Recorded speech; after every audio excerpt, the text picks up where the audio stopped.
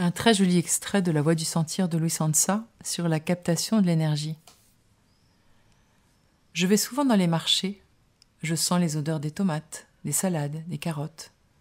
Je me charge à bloc parce que dans ces légumes, dans ces fruits, il y a une force vitale énorme. L'énergie présente dans les marchés est totalement inutilisée. Si vous ne la captez pas, elle ne sert à rien. Dans les matchs de football, il y a aussi une énergie colossale qui est disponible et que personne n'utilise. Ne captez pas seulement ce que vous appelez l'énergie positive. Si vous êtes dans un lieu positif, tant mieux. Mais si vous passez dans une rue où il y a une manifestation qui dit « abat tel ministre », vous captez cette force et vous partez en l'alchimisant. Vous pouvez capter une énergie grossière, mais vous devez la transmuter tout de suite à l'intérieur de vous-même. Vous ne la laissez pas en tant qu'énergie négative, vous la transformez.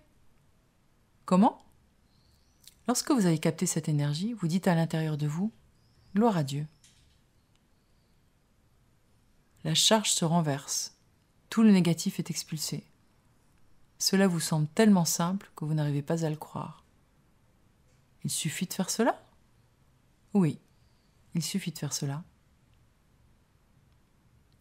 Le monde sacré se trouve caché dans la vie ordinaire, dans les choses qui n'ont pas d'importance, qui sont banales et auxquelles on ne fait pas attention.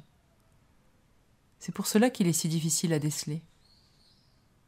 C'est un grand secret que je vous offre.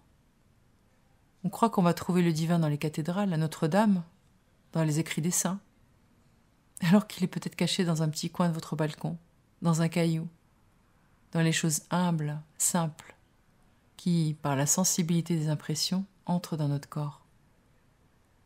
Mais on veut sans cesse du miraculeux, l'extraordinaire. Aussi longtemps que vous restez convexe, ébloui, distrait, hypnotisé par le miraculeux, le mystère ne peut pas entrer. On se gave d'extraordinaire parce qu'on ne veut pas accepter l'ordinaire. Et pourquoi cela ? Parce qu'on ne veut pas accepter son incarnation, sa matérialité. Goûtez la pluie, savourez-la. Savourez la lumière du matin, celle du soir.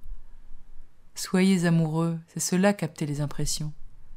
Goûtez la saveur des choses. Qu'est-ce que c'est la saveur ? De l'amour, tu ne connais que la saveur. Le reste, c'est du folklore, m'a dit un jour un chaman. C'est le goût de l'amour, le goût d'un corps de femme, le goût d'un corps d'homme.